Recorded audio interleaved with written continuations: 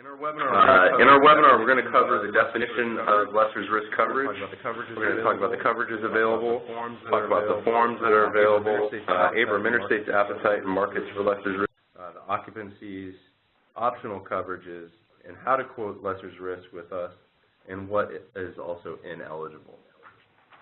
And as I said earlier, at the end of this, we'll have a question and answer, a dedicated question and answer session where we'll stop everything and just take all your questions and answer them one at a time. My name is John Poucher. I'm the Sales and Marketing Manager here at Abram Interstate Insurance Services. I've been working in the insurance industry for 6.5 years. Been with Abram Interstate for 4.5 years. Also on the call with us this morning is Summer Jenkins. Summer. Hi, thank you all for coming today. My name is Summer Jenkins. I've been in commercial lines insurance for almost 20 years now. I've handled all types of businesses from small business, barber, beauty shops and the like, to some of the larger, more complex life sciences accounts, clinical trials, and also with a specialty in construction. And the good thing about my history is that I've done everything that you can do in an agency office. I started as a receptionist, worked my way up, and I've been an underwriter, claims manager, and account manager. So I have a really good understanding for what the needs of our agents are and how to help. Hi, I'm latroyam. I have been with Abram for 3.5 years, and I've been in the insurance industry a little under 10 years.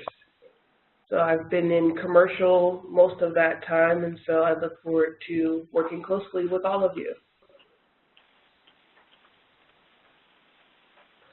So we're going to talk about lessor's risk, commonly known as LRO for short.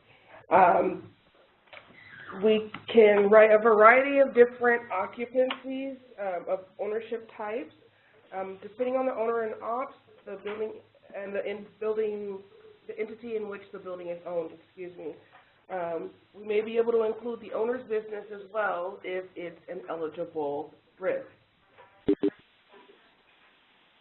Mixed use, we can look into mixed use, and that means a mixture of a business with residential. One thing to keep in mind on a mixed use is if it's mixed use, if the restaurant is under a habitational, you just want to make sure that they have all of the UL approved fire suppression systems.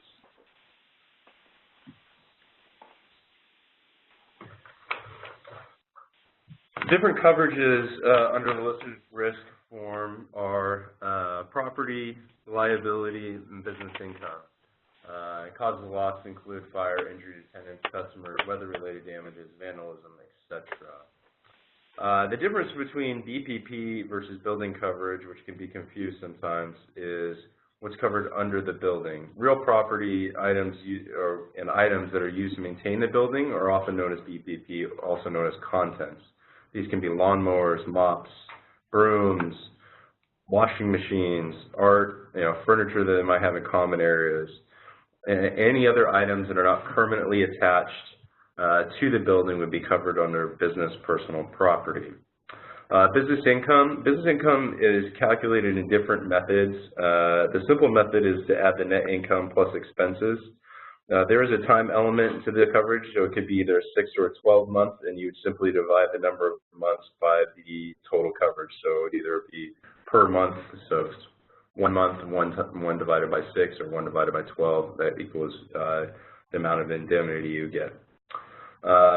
Most of our carriers provide this coverage on an ALS basis, actual loss sustained, and then the forms that lessor's risk coverage comes on is either on a commercial package policy or a business owner's policy.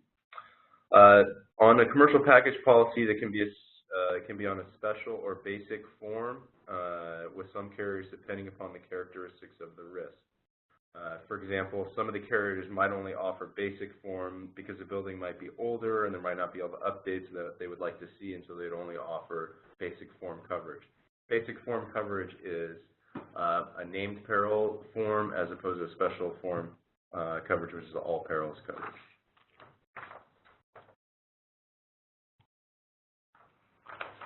So the great thing about Abram's appetite is the fact that all of our carriers write lessor's risk.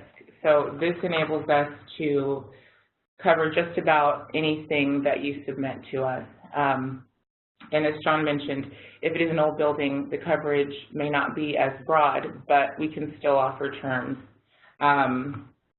The slide here shows you who our markets are.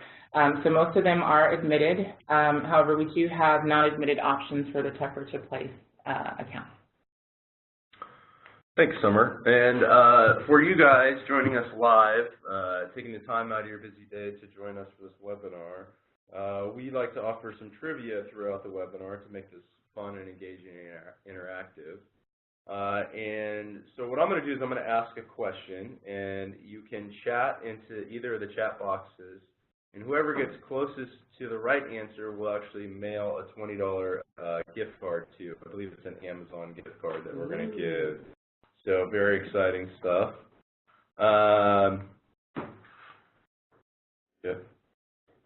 So the question is, there are a lot of different types of commercial buildings out there. What is the most, there are 4 very common types: office, warehouse, and storage, service, and mercantile. Those 4 classes alone make up for a large consideration of the total types of commercial buildings out there. What is your guess of the percentage that those 4 classes take up and the total that's available? So we'll give you 20 seconds to answer here. We got a close one. We have Rich saying 80%, Karen saying 85%. Looks like Daviano saying 35%. You guys are 10 seconds. Daviano's close. 10 seconds. Do you guys want to keep guessing? 5, 4, 3. Got Rich saying 36. 2, 1. What do we got? The closest one was Daviano at 35%. All right. I would give it to you, Rich, but you work for us, so we're not trying to. So the correct answer is 54%. So office, warehouse, and storage, service, and mercantile make up more than half of the commercial buildings out there. Rich says 54% now. Thank you guys for participating in that. So, Abram, because we have so many carriers, we have a broad appetite for our lessor's risks of what we can write. So typically, on a lessor's risk, the highest hazard occupancy is how we base the rating for the building. For example, if you have a nail salon, a restaurant, and an auto repair shop, the auto repair shop would be the highest hazard, so that is what the premium will be based off of that tenancy. Which is why rent rolls are very important, which we will also discuss a little bit later. So we can also do some of the higher hazard occupancies. In marketing, a lot of times you will have a strip mall or something, and they may have a large part of it as a school or a daycare. So some markets will decline the risk because of that one occupant. And as an agent, you think, well, everything else is just a nail salon and a dry cleaner, so why just because of the school? Unfortunately, that's just how things are done, and that's how things are underwritten. Fortunately, we don't have that problem here at Abram. So if you have something that is a higher hazard occupancy, whether it's you know, a daycare center, residential care, a bar, tire sales, and even a marijuana dispensary as an occupant, we can still offer coverage for those buildings, and oftentimes on an admitted basis. Exciting. That's great. So the building coverage limits can, at times with different markets, dictate if terms are available or not. With us, there is no true minimum, just that the buildings do need to be, there's a co-insurance, so they need to be insured 80% to value. On maximum, on some of the more preferred risks, we can actually consider up to 75 million TIV. There is usually a per location TIV as well, which is roughly about 15 million. However, if you do have a risk that is above those limits, we can consider with underwriting approval. Those risks do take a lot longer to underwrite and quote, so please give us more time for the larger ones. There's oftentimes height restrictions as well, requiring underwriter approval. Typically starting at 7 stories or higher, depending upon the carrier. Occupancy is important. They want to see a higher level of occupancy. Otherwise, if space is vacant, then it creates more exposure for the carriers. So depending upon the carriers, they like to see roughly from mid-60s to high to the 80% occupied rate, depending upon the carrier. If it is lower than that, we can consider possibly in some of our vacant programs, but they would be getting close to being considered vacant at that point. Great thing about Abram as well is that we can look at a lot of our older buildings. As America gets older as a country, so do our buildings. A lot of our buildings are now becoming historical, they're becoming landmarks, and we can consider those as long as they have the proper updates. And the bigger thing with historical buildings is that we would need, of course, more information, more so of what placed it on the historical list, what are the requirements for the Historical Society, because that goes into how would we respond in the event of a claim, what we would have to do to replace that building to its current standard and keeping with the Historical Association's standards. As far as PC class, we can consider higher PC classes, 8 through 10. The thing to consider about PC classes is that it does not always follow homeowners' PC classes, and the carriers, some of them have their own PC rating. For example, one of our carriers, USLI, uses their own PC rating, which is a little bit more conservative than, say, a Travelers or a Liberty Mutual. Loss experience, we can consider accounts with a loss. There is understood we're in insurance that there may be losses, but some of the things that we would need to know with those losses is, has the issue been repaired, or if it's a safety hazard issue, something that has been rectified or repaired in some way, whether it be physical repairments or attitude repairments by the owner.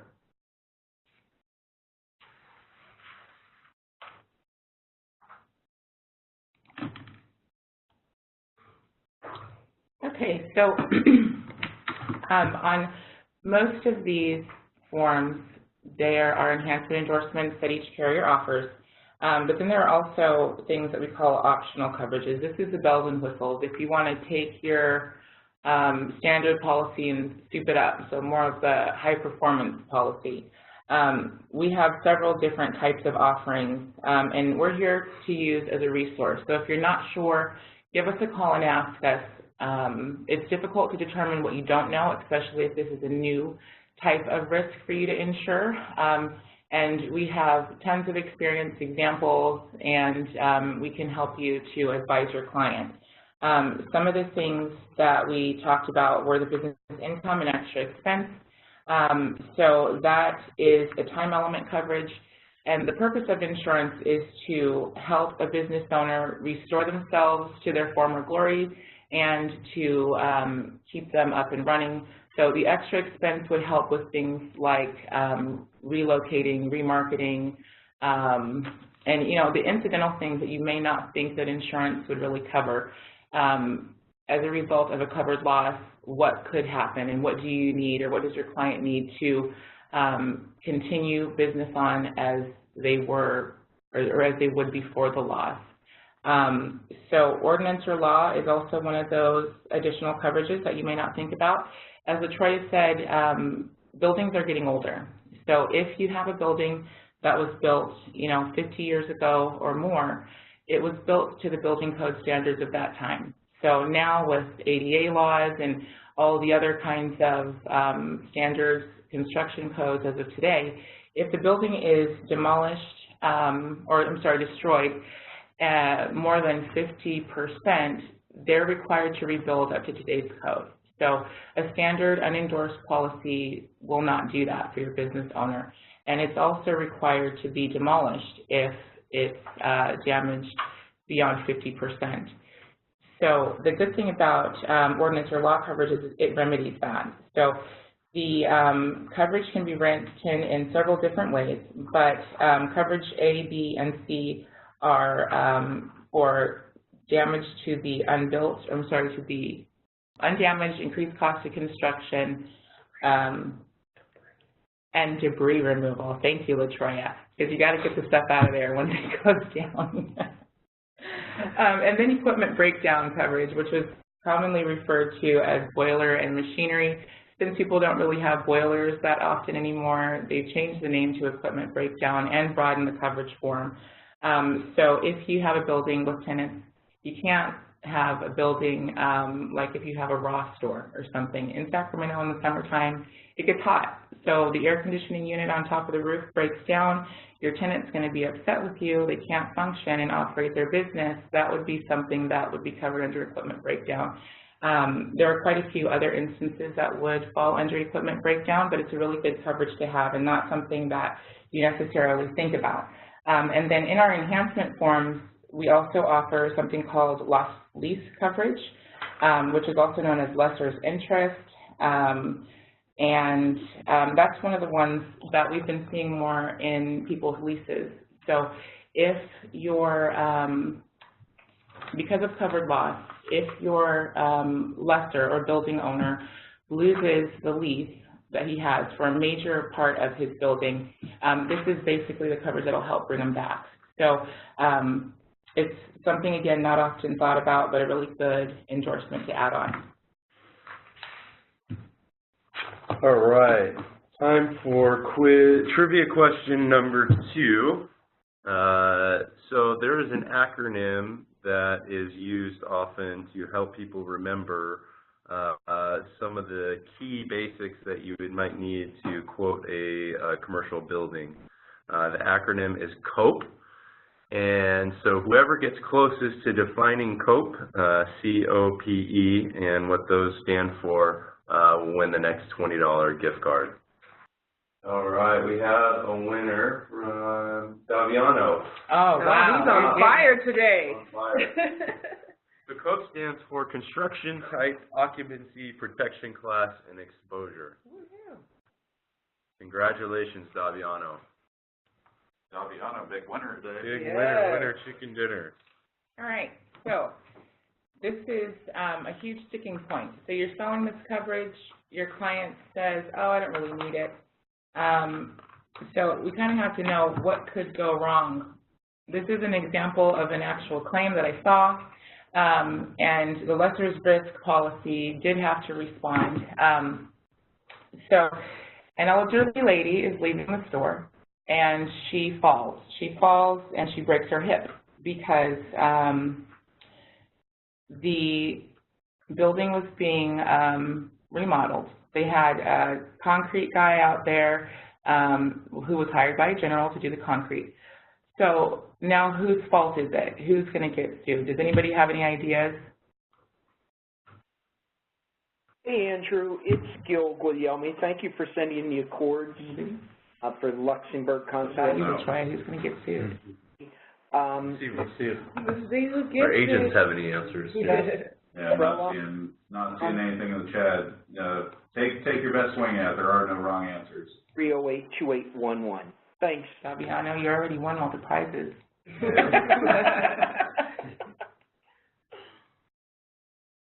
Nope, no one. I would say the contractor. Okay. I would say both, the landlord and the Whole Foods store. Okay, yeah, good answer. Both are good answers. So everybody got sued.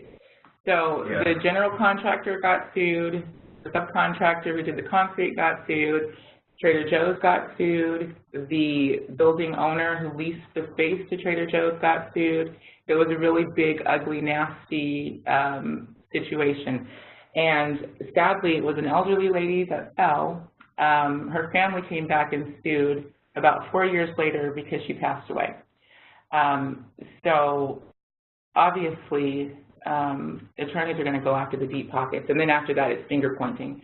But the good thing about what happened with this claim is that they did have a lessor's risk policy. So the purpose of the policy is not only to restore you to your former glory, but to defend you. So your business owners, building owners, if you own a building, you definitely need this policy. It provides vital protection. You know, if you are the business owner, the building owner, you get this lawsuit with so many people named and you see an elderly lady died, it's pretty scary. So everybody had their damages covered. Everybody was defended. For the building owner, it worked out pretty well. He didn't even have to go to court because he had the right coverage in place. Here. Those are good stories to share with your clients to help you sell the policy. So this is great. It's great coverage. So how do I get a quote with Abram Interstate, you might be asking yourself. So in order to get a quote, we need completed 125s, 126, and 140, which can be found at the Abram Interstate website. If you go to www.abraminterstate.com, /quick-forms, you can find it there. Or if you just go to our homepage, there's a tab at the very top of the page. It says Forms and Applications. You can go there. Once you have that filled out, nice and tidy, ready to go to get a quote, send it in to us at appsapps@abraminterstate.com. And depending upon, you know, the complexity of the risk, we'll get back to you as soon as we can. And whether we have in-house authority or whether we have to get underwriter approval can all change the time parameters of how long to get a quote back for you.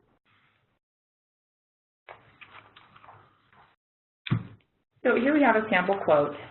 When you send us a submission, this is what you're going to get back when we send you a quote. So starting from the farthest left-hand side, this is our quote cover page. So this is what tells you what the effective date is, total premium, who's the carrier, and the most important part for you, what's your commission. You also will use this form to send back to us when you send us your bind order. So you will write the effective date that you'd like to bind, indicate the payment option that you want for your client, and then the next page, we have a checklist. This checklist is designed to make binding easier for you. We love to see that you use it when you do. It lets us know that you sent us all the information, and we should be able to seamlessly bind your account.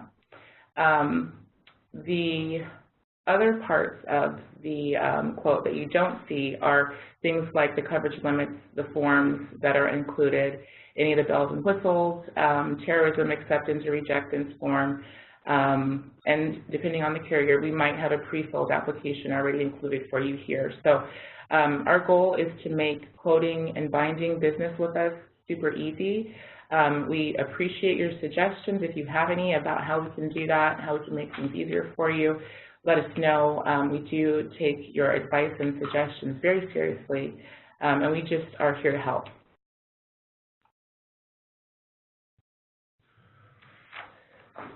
So to get to the point where you get those lovely documents from us, there's a couple of little tips and tricks that I want you to know to be able to get that information from us. One of the bigger things that we run into is ownership type or ownership entity with the building. So you may have an LLC that owns the building, and the owner also occupies a portion of the building, which we discussed before. We can definitely do that.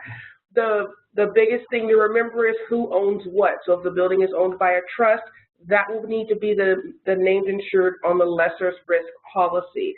If the business is owned in an individual name and the building is in an individual name, then of course we'd have to write them all on one.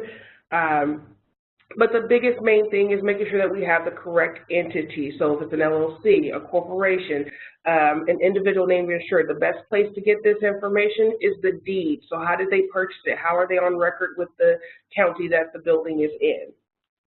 Rent rolls. Rent rolls are very important because that's going to give us the information as far as who's the highest hazard occupant. So when you're giving rent roll, you're going to give a tenant list. What a rent roll consists of is a tenant list, the tenant's operations, very important, and the square footage that that tenant occupies. The building year of update, the year of updates for the building, also very important.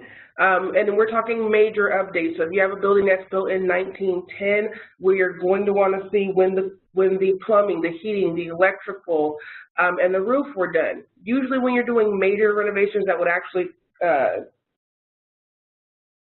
constitute an actual update, you're going to have to have pulled permits for those things for the most part. So just if you're asking about updates, just find out what permits were pulled. Ask your client. They usually know if it's a new purchase. It's usually a part of the purchase process. They will know when things were done to the building. So there's a difference between a major update and the cosmetic update. If they're changing the plumbing outside or in the building but not behind the wall, that's pretty much a cosmetic update. So you're going to want to make sure that you understand the difference between those two. And lastly, the purchase date of the building. When did that owner purchase the building? So if it's a new purchase, great, we can do that, no problem. If it's something that they've had for a while and maybe even didn't have insurance on it, don't be afraid. Let us know. If they purchased it in 1985 and this is a new customer for you that you're trying to gain, let us know. We can work with that, definitely. Thank you, Latroya. So what's ineligible for our Lessor's Risk Program? Uncorrected safety violations, buildings 30 years or older without complete updates, historical buildings, those are going to be buildings that are going to have to be registered with the Historical Society, and no subleasing by tenants, and very, very high risk occupancies, you know, dynamite factories, feed stores, wood manufacturing, etc. Subleasing by tenants, we're seeing more and more of. What does that mean? So I'm a tenant, I rent out a space or I lease a space, and I'm a nail salon, and then I have a little empty room that then I lease that space out to somebody who cuts hair or does some other total business, does teeth cleaning or something very weird. We're getting a lot more of those coming in, and we're surprised that building owners would allow this. They probably don't. It's more the tenants are doing it without approval. So we're getting more and more of those. Those are ineligible. Well, thank you. I've kept it to, well, 31 minutes, so we went a little long. I want to thank you so much for your time this morning. We really appreciate you, all of you, taking the time out of your busy day to attend our webinar. Our hope is that you've gained knowledge about Lessor's risk coverage, increased underwriting understanding, further familiarity on the process and information needed to help you better guide your client through gaining coverage for their commercial building. So right now, we'd like to open up things to questions that you might have. Again, you're all on mute. Please type any questions that you have into the chat box, and we will answer them accordingly. What do you recommend when you have an older building, circa 1940s? You know the electrical and plumbing have been upgraded, but you don't have proof. What do you recommend we do as agents to obtain that info? It's a tough one, Gil. You know, you either can talk to your client, as LaTroy said, typically in the purchase process, those things should be outlined in the buildings. But if they're not, then you either can work with their client and the selling entity to find out that information, and or last case scenario, you could go to wherever the city, and they should have that information on file somewhere. It's not ideal, but if you had to do it, you could go do it. And also, I mean, if they know that the building's been updated and know the approximate year, depending on the size of the building, we can have, the carrier will do an inspection, and then they can pull that information as well. So don't be afraid that if it's if it's kind of, you know, they did something and it was about 19, let's say 86. 86 is acceptable for an update to have been done.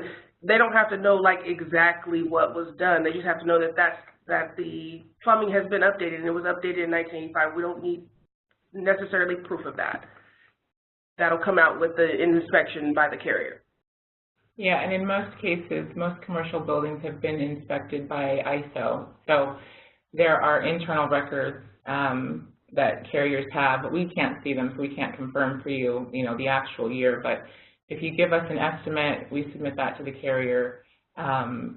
It's highly likely that they already have confirmation in there and that we may never hear anything else about it. Ed, what is a realistic timeline expectation for getting a quote? It depends on the completeness of your application. To honestly, it sounds weird to say it, whatnot, but it really does depend on the completeness of your application and you knowing your customers. So usually, from the time we get an application to the time we get a quote back out, 24 hours around there. But if you have something hot, you need, you know, they're closing escrow tomorrow, send it in and give us a call. But we try to get those out as quickly as possible, given that we have the information. You're very welcome, Ed. And I would caveat that's a squeaky clean risk that doesn't need underwriting approval, that is of, you know, in the box size. Anything that's larger, older, you know, becomes more difficult and can slow down the process. So. Yeah, Ed, I just had one yesterday too. It was so when we say larger or smaller, that means it's, you know, under like 15,000 square feet. All the occupants are similar, you know, so it might be one of the ones that you'd see in town, you know, like a newer building built in the 2000s, less than 15,000 square feet.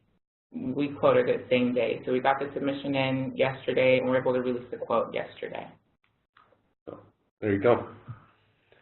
What else, guys?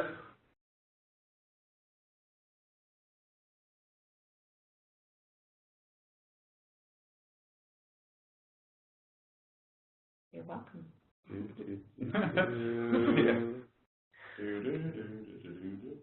You guys are making it taking it easy on us today. I know, we had probably 10 or 15 questions last time. I guess that's it. If you guys have any other. We got one. Daviano, what is the difference between insuring the building and the lesser risk? They're not different. Yeah. Yeah, they're one and the same. If I'm kind of going back through our slides, what I think maybe you may be referring to is insuring the building owner when they occupy the building. So I'll kind of go with that being what your question is. So basically, if the owner owns the building, they run a clothing store out of half of the building, and then they rent out the other half to another tenant. We can insure the building and then that building owner's business and also the lessor's risk operation as well. So we'd be giving them coverage for both operations, as an owner of a building and as also a tenant of a building. So their contents inside, their clothing, and all that stuff. Yes, that would be one is the lesser risk. So what I thought with that question, Daviano, was just the building, as in the building structure itself. Yeah. So we can do that also. That would just be a monoline property policy where we're only covering just the building, right, where there's no liability provided. And that's not really a lessor's risk. Lessor's risk is a combination of building and liability coverage. So that's the difference. Yeah. Hope that helps.